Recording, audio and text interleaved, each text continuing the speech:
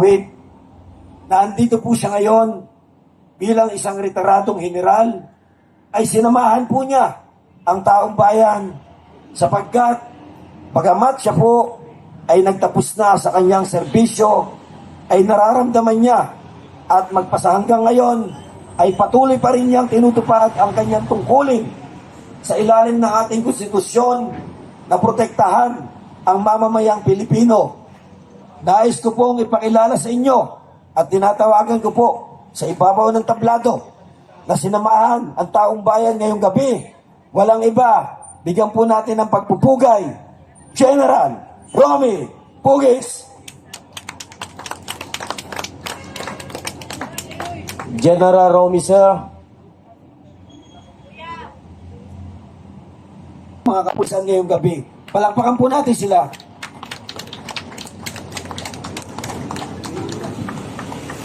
At habang hinihintay po natin ang ating general, ibibigay ko muna po sa inyo ang isa ring retirado nating dating kawal, laang bayan, walang iba, si Captain Ray. Brother, maraming salamat sa ating lahat. At alam ko, pagod na tayo. Halos 3 araw tayo sa harap ng House of Representatives at naipanalo natin ang laban at bumaba ng payapa si House Speaker Martin Romualdez. So maraming salamat sa ating lahat. At nagpapasalamat rin ang ating mga mabubuting lingkod bayan sa House of Representatives dahil ginawa natin ang lahat para bigyan natin sila ng pressure at tumalima sa kagustuhan ng taong bayan. Hirap na po ang bansa natin. Kaya bawat pagpupulong natin ganito, kung pagmamasdan natin ang bawat isa, tayong mga normal na mamamayan, lahat tayo hands to mouth. 2 kamay kumakayod diretso sa bunganga. Pag hindi mo binaba ang kamay mo para kumayod, wala kang kakainin sa mga susunod na araw. Ganon rin ang ating mga kapatid na kapulisan. Alam natin yung kanilang damdamin, ang ating mga kapatid na kasundaluhan, ganon rin. Ninakawan sila ng pensyon na dapat sa kanila. Ninakawan sila ng maraming pribileyo na dapat ay sa kanila. Ganon rin ang taong bayan. At isa ang ating hinaing, mabago natin ang bansa natin sa isang mapayapang pamamaraan na tayo ay sumusunod pa rin sa alintuntunin na ibinibigay ng ating konstitusyon at ng ating batas. Kaya po tayo narito. Tayo po ay nananawagan kay General Romeo Browner, ang ating mahal na Chief of Staff ng Armed Forces of the Philippines. Alam po namin, General Browner, marami kang iniisip sa ngayon. Alam namin ang puso mo nasa taong bayan. Alam namin na ang iyong pagsisikap para mabigyan ng magandang kinabukasan ang ating mga kasundaluhan at ang kanilang mga pamilya. So alam po nating lahat yan. So tayo ay nandito para bigyan niya tayo ng pagkakataon na siya ay makadaupang palad natin, makausap natin siya sa isang malayang talakayan. At ang itatanong natin kay General Romeo Browner, General Browner, sir, may problema ba sa bansa natin? Ulitin ko, yun lang ang tanong ng taong bayan. General Browner, sir, may problema po ba sa ating bayan, sa ating bansa? Kapag sinabi niyang wala tayong problema, aalis na tayo rito. Pero alam ko, sasabihin niya sa atin, marami tayong problemang kinakaharap. At kapag sinabi niya yon, kaya tayo nandito para makipagtulungan sa kanila sa paanong paraan. Maraming gustong isigaw ang ating mga kasundaluhan. Maraming gustong isigaw ang ating mga kapatid na kapulisan. Pero hindi nila maisigaw dahil sila ay nasa kanila pang mga tungkulin, mga active pa sila. At hindi nila pwedeng gawin yon. Pwede silang bumatikos sa mga nangyayari sa ating gobyerno, but they have to leave the institution where they are currently serving. So yan po ang ating panuntunan sa mga active na nasa service na ating mga kapulisan at kasundaluhan. So nandito po tayo para kausapin siya ng direkta. At pag sinabi niya may problema, ang susunod natin sa kanyang sasabihin, Ano ba ang maitutulong namin, General Browner, para maresolba natin ang problema ng bansa? Pagtulungan po natin. Hindi na kailangang imbestigahan kung sino ang mga gumagawa ng kamalian. Tanungin ko kayo, kailangan pa bang imbestigahan ang mga gumagawa ng kamalian? Hindi na. Kasi yung krimen, nangyayari na in front of our very eyes. Nangyayari na, nakikita natin eh. Kailangan pa bang imbestigahan yan? So hindi naman bobo at tanga ang taong bayan. Ang taong bayan sobrang matiisin. Ang mga Pilipino ganon. Sobrang kinikimkim sa kanilang damdamin ng galit. Hindi maisigaw, hindi maipahayag. Kaya tayo nandito. Kasi bakit? Pag hindi natin maipahayag lahat yung sama ng loob, ay baka biglang sumabog to. Baka 1 milyon lumusob sa House of Representatives. At kung anong magawa doon sa mga kongregista natin, mga congressman natin na gumagawa ng katiwalian. So yun ang ayaw nating mangyari. Yung galit na kinikimkim, tinatago ng milyong-milyong kababayan natin, sumambulat bigla. Magiging magulo ang bansa natin. Ayaw natin mangyari yun sa Nepal, na sinunog yung ibang mga opisyal nila, itinapon sa ilog, pinagbabato. Ganun rin sa Indonesia. We are better than them. Kaya tayo ay nandito at nagpupuyat. Bibigyan ko kayo ng isang senaryo at katotohanan. Mas maraming mga Pilipino ang may armas kaysa sa ating mga kasundaluhan at kapulisan. That is by statistic. Mas marami ang number ng taong bayan kahit sa combined forces ng ating armed forces at ng ating kapulisan. That is based on statistic. So pag nagkagulo, pare-parehas tayong mapiperwisyo. Pag nagkagulo, merong papanaw sa ating lahat sa gusto man natin at ayaw. Yan po ang ating iniiwasan. At alam ko naman po, nakikinig ang mga nasa gobyerno. Napakahirap para sa isang Martin Romualdez na matagal na pinamahalaan ng House of Representatives at nakita ng taong bayan ang klase ng pamamalakad na kanyang ginagawa. Bakit siya ay nag-resign?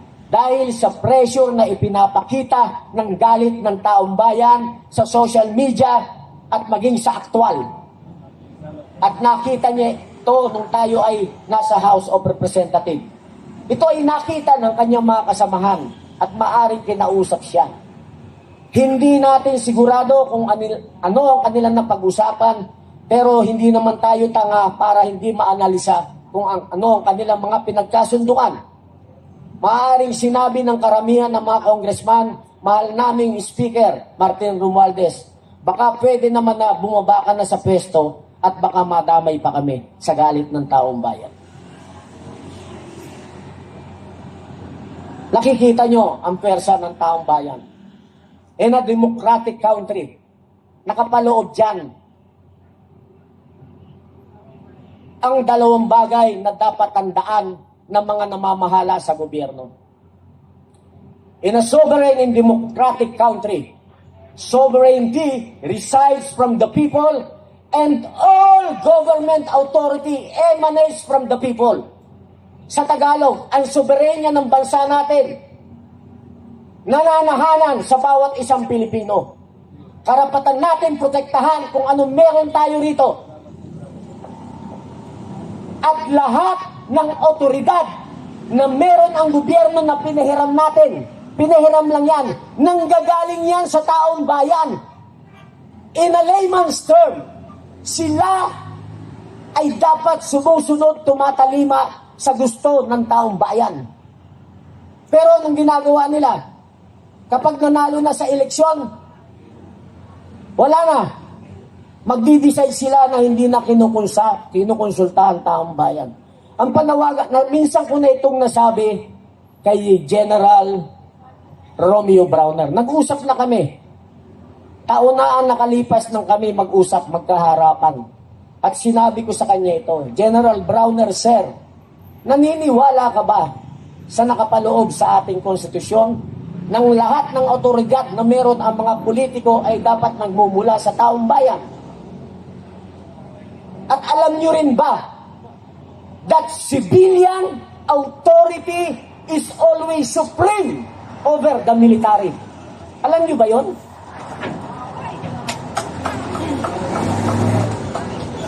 Alam nyo ba yon? Ulitin ko. Civilian authority is at all times, lahat ng oras, supreme over the military. At alam ito ng ating mahal na Chief of Staff, General Romeo Browner.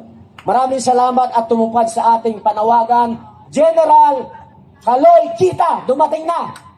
Maraming salamat, General Kaloy Kita, sir. Okay. At dumating na rin ang ating magiting, tumalima sa ating panawagan ang ating dating PACC Chairman, ang ating mahal na Chairman Grego Belhica. So maraming salamat mga kababayan. Ipinaalala ko lang sa inyo yung power na meron tayo. Hawakan natin yan, huwag natin pakawalan sa ating mga kamay. Ako'y naniniwala, darating ang araw, 1,000,000 tayo dito sa kalsada. Maniwala kayo sa akin. Darating ang araw, malapit na. 1,000,000 tayo sa kalsada para bigyan ng aral ang mga politikong nang walang hiya sa karapatan na isinasaad na meron tayo sa ating konstitusyon. Hanggat di sila nabibigyan ng leksyon, hindi sila matututo.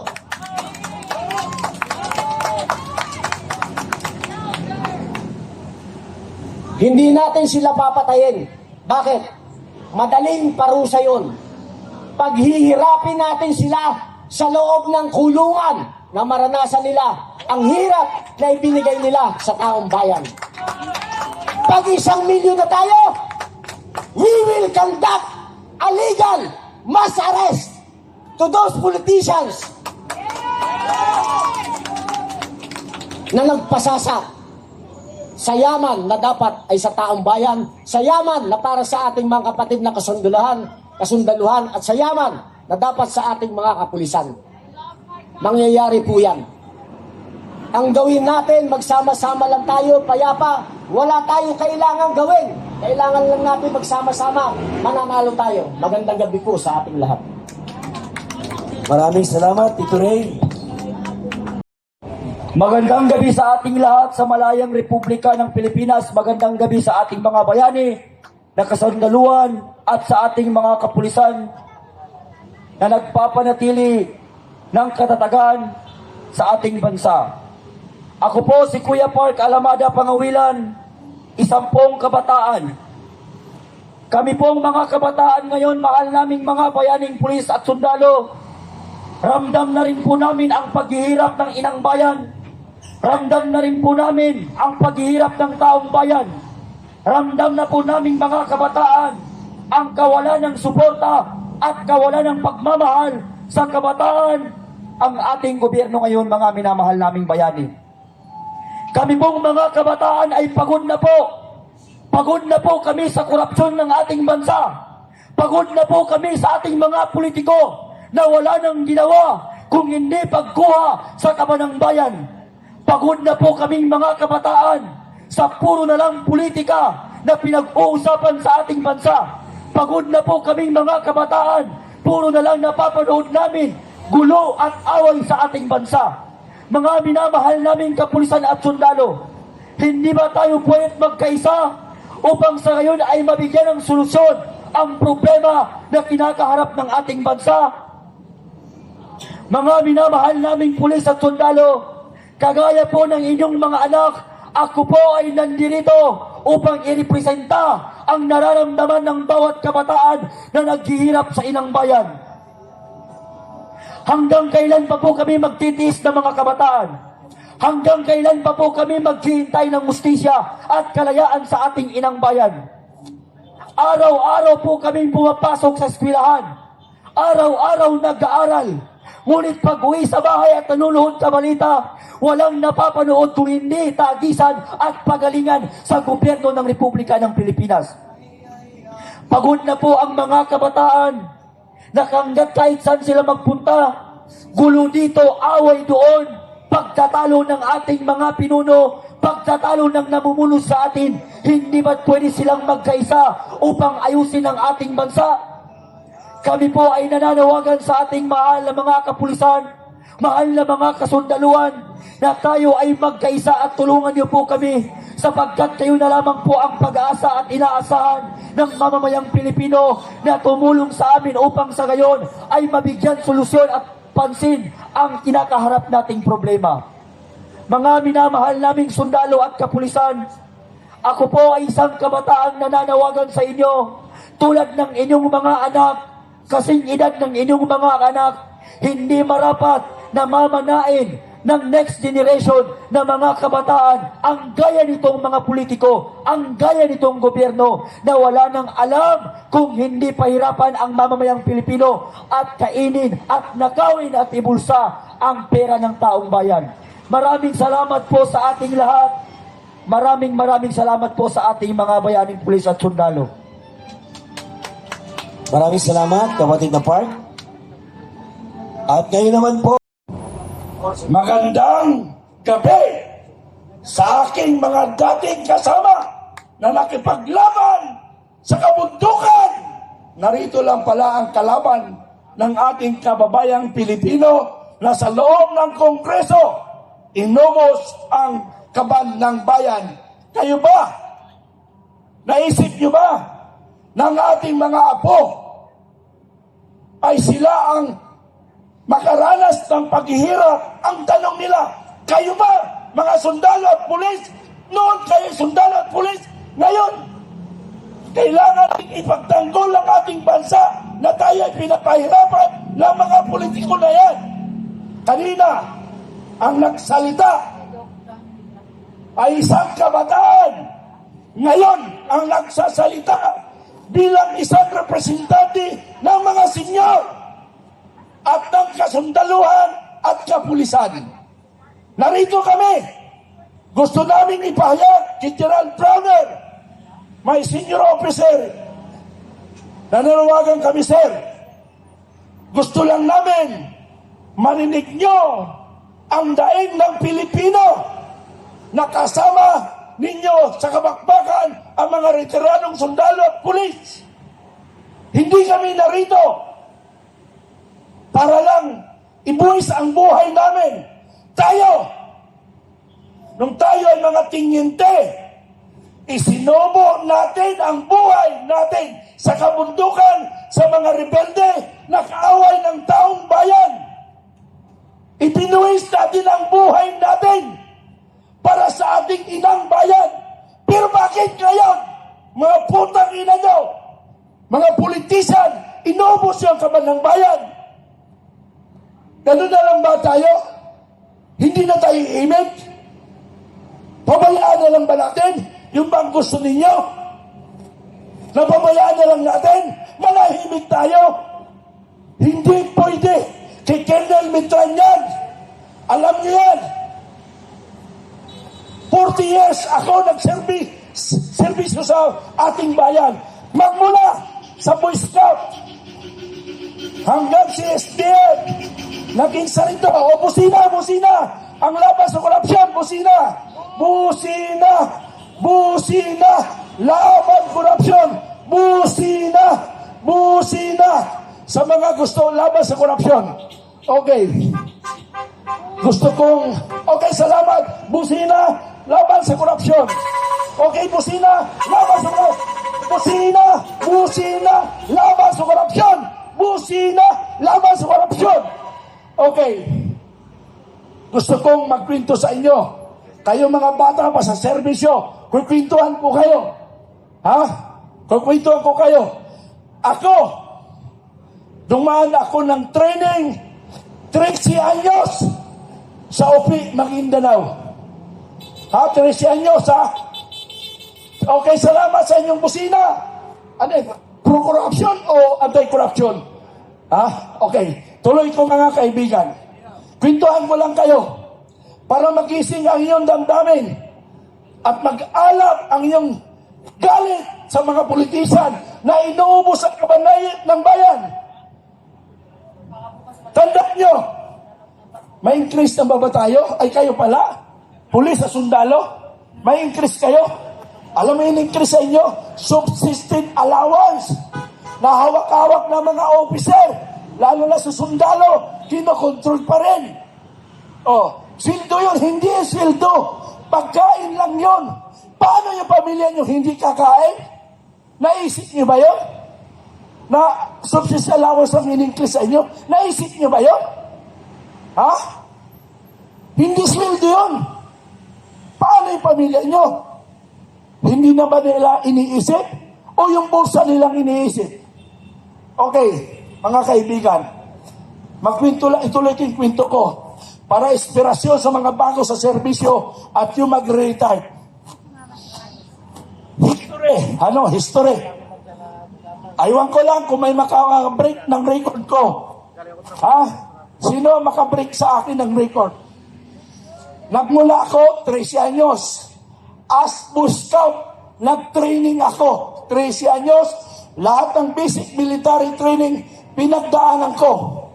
Yung rappelling, commando crawl, lahat yan, pinagdaanan ko. Ako ay nakasaka-saka. Alam mo yung saka-saka? Nakatsinilas lang ako nag-training. Nung mag-river crossing ako, yung bayag ko, mainit-init kasi nga hindi ako naka-uniforme. Short pad ba yung gamit ko? Tuwang-tuwa yung mga sundalo. Tingnan mo yung batang yun, ang tapang. 13 anyos ako nun. After my training as Boy Scout volunteer, July 24, 1974, ako ay first year high school na. So therefore, ang edad ko ngayon ay 14 anyos. Busina, laban sa corruption. Okay, tuloy natin para humababa. Kasi po, habang hindi sumasagot si General Browner, hanggang dito kami mamatay sa kalsada na ito sa Boni Serrano. Gusto namin ipadama sa inyo na narito na ang United People's Initiative base sa batas Republic Act 6735 na karapatan ng Pilipino na pag ang gobyerno natin palpak magnanakaw, dapat ang taong bayan kumilos. Kaya wala kayong karapatan, paalisin kami. Kami ay sumusunod lang sa batas. Batas ang aming pinaghahawakan, hindi ano paman. Yung ang NPA, makabayan, pinapayagan nyo, tapos tinatrato kay kalaban. Pero kami, ayaw namin masaktan ang bawat isa, lalo na mga kabulisan na nagbabantay, nagtsatsaga sa amin. Huwag natin ituring kalaban sila. Sila ay ating tagapagtanggol. Okay, tuloy ko mga kaibigan. 14 anyos, July 24, kami ay napabakbak. Kasama ko ang Special Forces. Kasama ka po ang Special Forces. Team 3 Opers 1974 sa OPI, Maguindanao. Kasi taga roon po ako. So, bakit nga pala ako napunta sa Special Forces? Kasi po, yung mga bata nung first time lang yata nakakita ng sundalo sa amin. So kami, para kami mga tanga, hanggang gano'n. Tapos, mayroon ko nakadibati na bata. Nagsuntukan kami sa harap ng sundalo. Sabi naman ng mga gagong sundalo, sige, fight. Nagsuntukan kami. Medyo malaganda din katawan natin noon. Napabagsak ko yung kalaban ko. 14 anyos kami parehas. So, doon ako nakilala. Tapos, pinto ito para alam ng mga nahulog, umakit ako ng kayumito. Sa amin doon, hindi kayumito tawag, Star Apple. Star Apple, hello, mga kasama. Mga kasama ko yan sa sundalo. Okay. Nahulog ako sa Star Apple o kayumito. Hindi ko lang alam ang taas. Hindi ko mas mabababa naman yan.